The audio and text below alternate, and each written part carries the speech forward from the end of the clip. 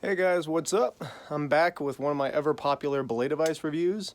You notice I got the dirtbag hair going on. I've been sleeping in the van a lot for the past couple days, so please pardon how terrible that looks. There you go. You just use the old sweat to slick it back like that. But anyway, so here it is, the Trango Vergo. That's what it's called. So this is the new version of the ever popular cinch, which is a very popular belay device gadget, especially in the big walling world and aid soloing world. So this is kind of their new model of it. I never had the cinch and I've never used it before, so it's going to be a bit more of an honest comparison review. This is a brake assist device, as you can tell by the handle. So I'm going to compare it to the standard of the Petzl Grigri. This is the Grigri 2. Just because that's what I had on my harness. This is what I've been using a lot lately. As well as this is kind of the device that I prefer over the Grigri Plus for the same terrain that I would use this in. So it's kind of a more fair comparison. First of all, some stats on this guy. It'll run you about $130 to $150 depending on where you buy it. So it's kind of like the same-ish, a little bit on the pricey side for these sorts of devices. It says right here that the ropes are good for 8.9 to 10.7 millimeters, so pretty decent range. 8.9 is about the thinnest single rope on the market, and 10.7 is, you wouldn't really want a rope that thick, but that kind of helps it with the big walling style deal, because this would be pretty good for a backup when jumaring a rope. The rope kind of slides through it a bit easier than on the Grigri, a little bit faster, so you can have less rope under you, less rope weight pulling it through, and so I think that's what they're going for with the wider diameter rope section. This device also has, this is kind of an interesting feature I haven't seen on any other device. If you can't read that, that says inspect with a little eyeball pointing down at this steel bar right here. You can see I haven't used it too much, but there's already a little bit of rope wear there, and so that steel bar is meant to make the device last a bit longer, because that's where the rope is rubbing against it when you're lowering with it. Yeah, anyway, let's talk about how to use it. I'm sorry that I don't have another person here, so I can't really show you the device in full action. I'm gonna have to sort of pretend a bit here. But I have used it with a number, or in a number of different situations now, so I can still give some good thoughts about it.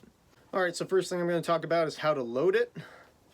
I have my rope right here, all ready to go. This end is going to be my climber's end, and so it's going to be, I'm going to try to keep it off to the left side of this video.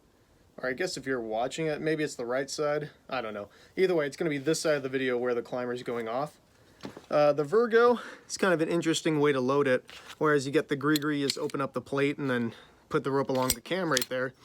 This one is sort of more or less two separate components, where you have the front plate, I don't know if that's what they call it, but that's what I'm going to call it, right here, and it sort of moves around freely. And when you clip it onto your harness, the whole thing like flips off to the side, and so you slip this front plate all the way around, and then you have your second section, which is, I guess, well, I'm going to call it the base plate. And so basically the camming action, instead of the Grigri 2 where it actually has this full object right here that cams around the more base section, this is, the camming action with this is caused by the two devices, the front plate and the back plate, bending together with the rope. And so that's where the camming action is. So it's just designed a bit differently. If you look kind of close, you can see the usual pictures. That's a climber, that's your brake hand. And so the best way to load this is just sort of hold it out in front of you like this. And I make sure the climber's side is, again, off to the climber's side of the rope. You actually have to open up the lever a bit too, because the rope kind of jams up with it. And then you just slot it in to that base plate rig right there. You can let the handle close, and that already traps the rope. But then this thing slides over, and now this thing is actually loaded with the rope inside of it. Another interesting feature they have, to make it as intuitive as possible, is they have this line right here that says left on it with an arrow. And so that's to line up the orientation of the device with yourself. So that way you can't accidentally flip it over. And you take any sort of locker, it doesn't matter what, clip it into that ring right there, and then now you've loaded it the way they want you to. Now, the deal with this device, I watched a video online about it, is they got some sort of ergonomic specialist to come in and talk about how to make this as comfortable as possible. This is what they came up with. I don't know if it's super comfortable, but it's not uncomfortable at least. So it says thumb here, and then there's no writing on this part, but this is where your index finger goes.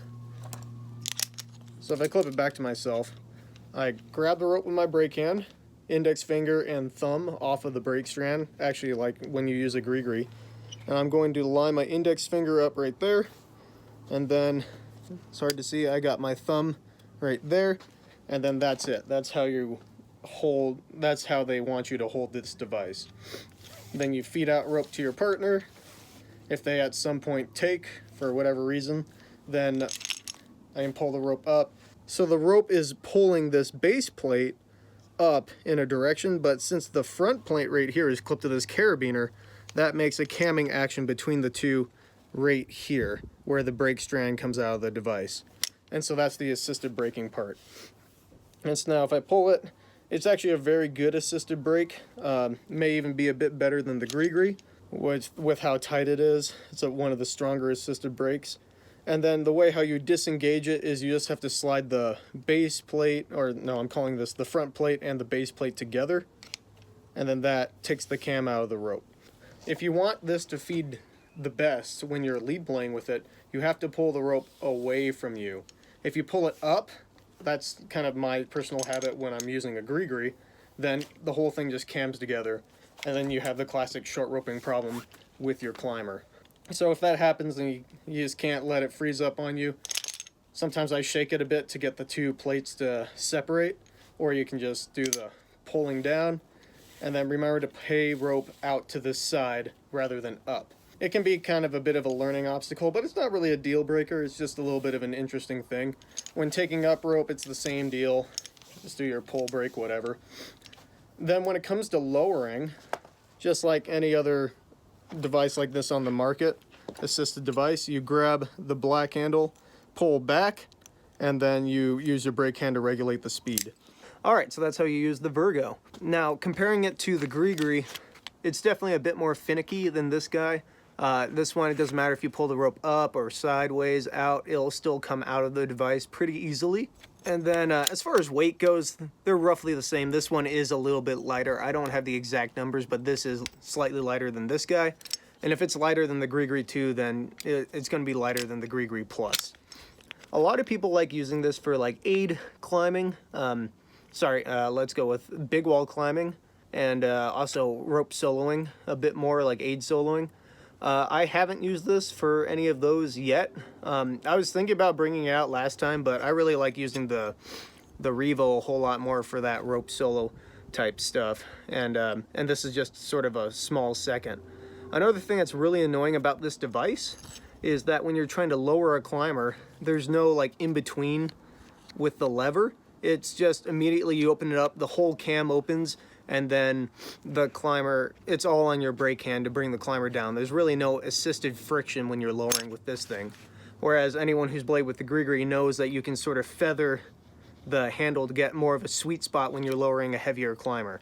Doesn't matter when you're lowering like a 80-pound kid or whatever, but when you're getting into someone who's heavier than you, then that can make a bit of a difference, and it can be a little bit less annoying. So if you do belay with this thing at the Sport Crag, I would recommend using belay gloves just to help out. It's kind of like effectively an ATC once you pull this handle back and you have no friction assisting you whatsoever. It's probably partially due to the geometry, again, since that's the cam right there. By opening up the entire plate, more rope can slide through, whereas this, there's still a bit of friction with the rope running around there, or something, I don't know. I'm not a mechanic, but that's just what I'm thinking is the reason why there's no friction with that device versus this one. Again, for that reason, I kind of wouldn't recommend bringing this out on a big wall if you're planning on lowering yourself with this device a whole lot. Like if you are aid soloing and you have to lower yourself down to collect the rest of your gear, I would much rather use a Grigri for that because, again, there's just no friction with this thing, and it's going to be kind of annoying starting and stopping every time you get to that piece. Another huge gripe I have with this device is it's a bit of a bad habit builder and a little less intuitive. Anyone who uses let's say 90% of the devices on the market, knows that they usually put the climber side of the rope towards yourself and the brake side away. This helps with being a bit more ergonomic while belaying and helps keep twists out of the rope. It does a number of things. Whereas with this device, they want you to load it so that way the climber side is farther away from you and then the brake side is closer to you. Now, it kind of doesn't matter so much because the way how they designed it, they want you to always be holding this thing to the side. But when it comes to lowering, that can be kind of annoying when you have the climber side right here and then you have to open up that lever. Not so ergonomic, especially if you're used to virtually any other device on the market. I know the Edelrid Eddy has the same design, and those are the only two devices that I really know where they want you to load it like that. A number of times I've accidentally loaded it the other way, my normal way, climber side here, brake side here, and then if you hold the device sideways, it's still the same deal. So, and then lowering is the same, only you hold the lever back like on every other device you're used to. So I don't think that's actually like a safety issue. I think that's just what they recommend in order to help check that the device is loaded properly every time. So bottom line, I see this more as like a secondary belay device. I wouldn't exactly bring it up as my primary belay device. Maybe if I'm on a longer climb and I don't know, I just feel like switching things up that day, I can bring this and an ATC. Obviously, it's only a single strand of rope that goes in here, so they kind of designed this with sport climbing in mind. And so if you want something different from the Grigri, then you can check it out. But I don't think it's actually, I don't think it beats the Grigri out. It's more of a specialty device. Again, if you're into big walling, especially if you're doing more jugging than climbing, you're just like skimming up the rope, then this may not be a bad thing just as your backup for the Jumars.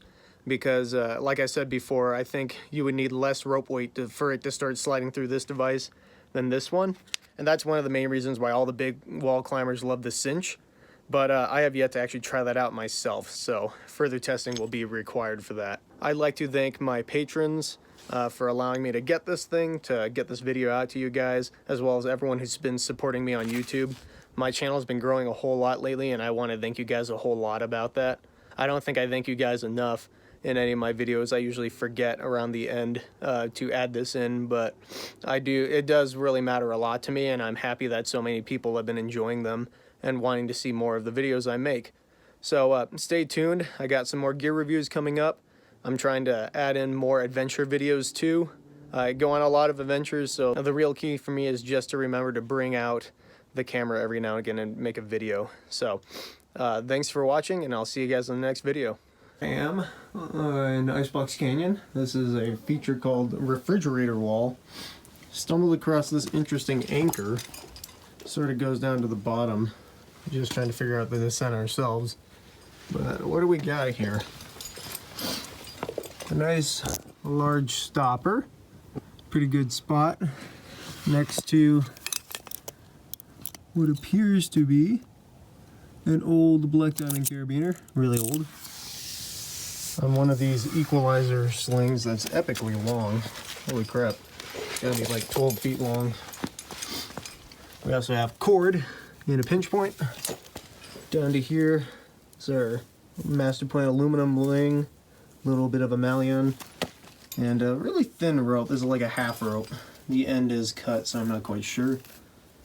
Yeah, just tied around. And then it's also looped around this big block. So it's kind of like this stuff right here is backing up the block.